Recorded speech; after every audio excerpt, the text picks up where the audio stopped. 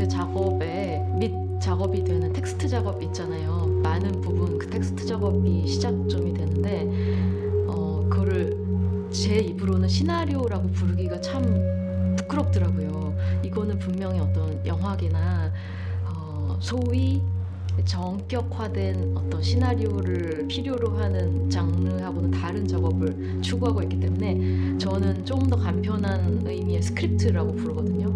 그래서 스크립트를 쓰는 과정이 가장 오래 걸리고 작업하는데, 스크립트를 쓰기 위해서는 또 굉장히 많은 문헌 조사와 오프라인 온라인 조사들이 거쳐져야 하고, 그래서 그것들이 글로 엮여 나왔을 때 이거는 하나의 시작점이자 트리거 같은 존재이지 결코 이것이 완벽하게 실현되는 일은 없더라고요. 그리고 그것이 계속 미끄러지고 비틀어지고 달라질 때 훨씬 재미있는 결과들이 나오고, 특히 또 촬영장에서 예기치 못했던 우발성 같은 것들이 개입할수록 저는 흥미로운 것들이 많아진다고 생각해서, 스크립트는 그야말로 하나의 구조 같은 것 같아요. 시작을 위한 구조.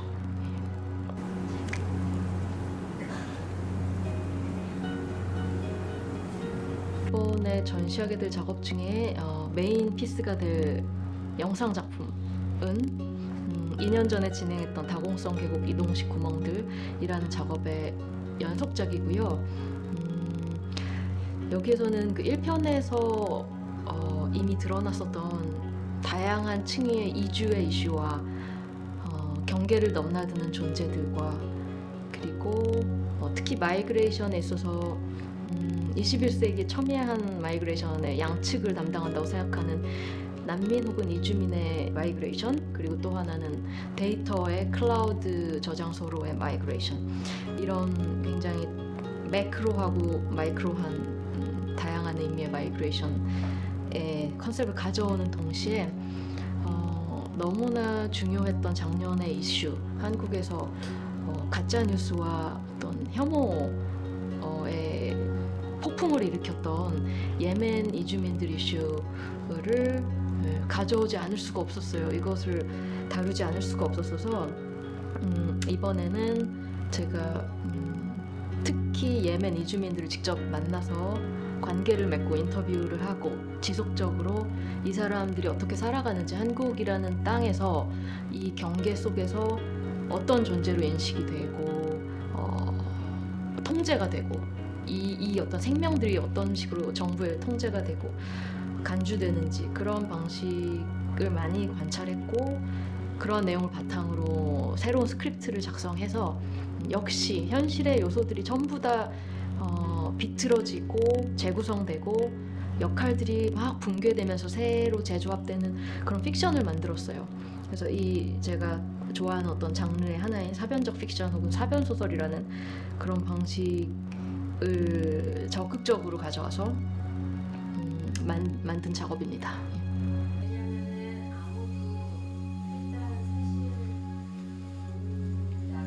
근데 진짜 제가 그 문제에 대해서 굉장히 고민을 많이 해봤는데요. 한 10년 동안 해왔던 작업들이 이 두세 가지 프로젝트는 이런 범주로 묶일 수가 있고, 저 두세 가지 프로젝트는 또 이런 키워드로 묶일 수가 있고 한데, 이 모든 것을 관통하는 키워드가 있을까 했을 때 말씀하셨던 것처럼 굉장히 많은 레이어들이 있고 키워드들이 있어서 하나의 범주화가 된다면 다른 것들이 누락되는 게 또 너무 아쉽고 그렇게 되는 것 같아요. 그래서 제가 비교적 초기에 했던 작업들이 굳이 굉장히 관객들이 받아들이기 쉬운 토픽으로 묶어보자면 근대 발명품들을 다뤘다. 이를테면 석유자본이라는 하나의 놀라운 물질, 혹은 기차나 증기선들이 어떻게 제국주의의 확장에 기여했는지 등등의 요소들을, 그 이슈 자체라기보다는 그러한 상황 안에서 벌어졌던 어떤 일화들, 굉장히 미시적인 사건들을 다뤘었는데, 제가 생각하기에 지금 이 다공성 계곡의 두 번째 버전까지 만들면서 볼 때 아주 느슨하게, 아주 광범위하게 봤을 때 뭔가를 계속 가로지르고 오가고 바다를 건너고 경계를 건너고 하는 그런 행위들에 관심이 있나 봐요. 저 스스로 지난 한 10년 동안 온 오프로 국내외를 떠돌면서 많은 지역들을 오가면서 살았는데 주로 레지던시를 전전하는 그런 생활, 레지던시에 특화된 삶이기 때문에 뭔가 이렇게 펑 뚫린 공간을 원했는데 그렇게 오가는 삶을 사는 도중에 겪었던 그 불안감들, 이주자로서의 불안감들, 당연히 나의 체류 허가가 언제 끝날지 모르는지 그것을 계속 끊임없이 체크해야 하고 나의 안위를 걱정해야 하고 6개월 이상 혹은 1년 이상의 장기적인 계획을 세울 수 없는 소위 그 프레카리아트의 삶, 불안정성 그 자체의 삶, 그거를 제가 너무 체화하고 있기 때문에 자연스럽게 그런 작업들을 하게 된 것 같고, 지금 예멘 이주자들과 많은 관계를 맺고 교감을 할 수 있었던 것도 그런 저의 경험 때문이었던 것 같아요.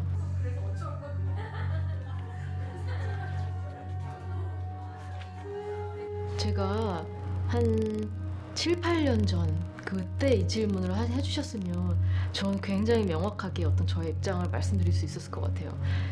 세상에 대해서 어떤 방식으로든 발언하지 않는 작업은 난 선호하지 않는다거나 그런 작업을 즐기기 힘들다라고 말씀드렸을 텐데, 그게 얼마나 위험하고 오만한 생각이었는지를 점점 알게 됐고, 지금은 저는 제 작업에 대해서는 조금 다른 입장이지만 어떤 전시를 볼 때, 예술을 향유할 때 이 고도에 응축된 미학성이나 추상성을 가지고 있는 작품들을 그 나름대로 즐길 수 있게 되었고, 비로소 그러지 않은 작업들의 의미는 의미대로 즐길 수 있게 되었고, 그런 것 같아요. 예. 저의 작업에서는 저는 어쩔 수 없이 그런 이슈들에 관심을 갖게 되는 사람인 것 같아서, 그러나 이것이 현실의 리얼리즘을 담아내는 작품들이라기보다는 이 요소들을 어떻게 그 내러티브 구조의 실험으로 플롯을 흐트러뜨리거나 재구성하는 구조 축조의 실험으로 가져올 수 있는가, 그 문제와 접목시키는 그런 작업을 하고 있는 것 같습니다.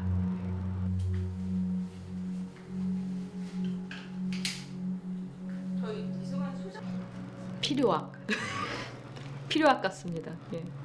왜 그러냐면은 이게 지금 전 세계적으로 어쩔 수 없이 이 시대 신자유주의에서 어떤 경쟁과 우열을 가르는 이런 구조와 제도는 피해갈 수 없는 불가피한 체제가 되었지만, 모든 산업 분야와 모든 어떤 학문 분야에 다 적용이 되는 그런 구조가 되었지만, 근데 어떤 의미에서 개별적인 세계를, 개별적인 우주를 계속 지속적으로 쌓아온 작가들에게 경쟁이라는 포맷이 과연 맞는 것인가에 대한 의문은 늘 가지고 있어요.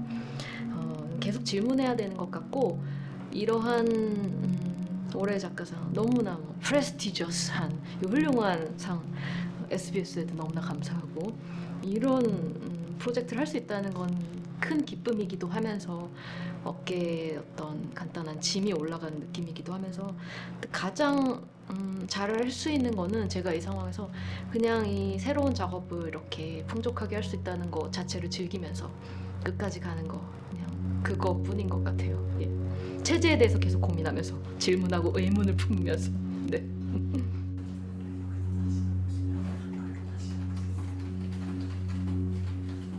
몽골에서 저는 주로 대지모 신앙, 그리고 바위치성 신앙, 그리고 동굴 속에 어떤 영험한 어머니가 깃들어 있다는 그런 신앙 위주로 조사를 했고, 그런 신묘하다는 동굴과 바위들을 찾아다녔어요, 산과.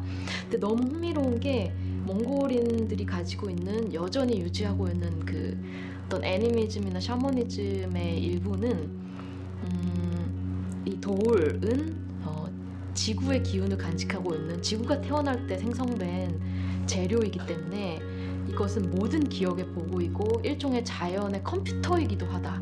되게 많은 에너지를 품고 있다가 방출할 수 있는, 심지어 병을 치료할 수도 있는, 병을 흡수해서 치료할 수도 있는 그런 놀라운 존재이고, 살아있다, 돌은 살아있다고 믿는 그런 생각들이 만연해 있더라고요. 그래서 여러 지역들을 돌아다니면서 특히 거기에 어머니 바위라고 불리는 놀라운 어머니 형상을 하고 있는, 여성, 풍만한 여성의 형상을 하고 있는 바위가 있는데, 거기에 몸을 비비고 그 어깨춤에 소원을 빌어넣고 속삭이면서 하는 그런 리추얼이 있고, 그 어머니 바위라는 개체가 사실은 제 요번 전시 작품에 어머니 바위 캐릭터, 어떤 이 땅의 지성이자 집단 지성이자 모든 데이터의 보고이자 기억의 저장소이기도 한, 그리고 이 섬의 크립토밸리의 신경망을 제어하고 통제하고 있는 그 어머니 바위라는 일종의 데이터 센터의 모델이 됐어요. 그 어머니 바위 신앙이. 그리고 그 몽골인들의 경우에는 돌멩이 하나도 움직이지 못하게 하고 이것들을 항상 그 제자리에 있어야 하기 때문에 돌을 움직이면 돌이 3일 동안 아파한다고 믿더라고요. 그래서 그런 자연을 있는 그대로 내버려 두기 위해서 유목민이 되고, 자기들이 계절이 지나면 떠날지언정 자연물들은 절대 훼손하지 않고 그대로 남겨두는 그런 삶의 방식이 어떤 의미에서 굉장히 미래주의적이고 에코 프렌들리한 삶의 방식이구나라고 생각하게 됐어요.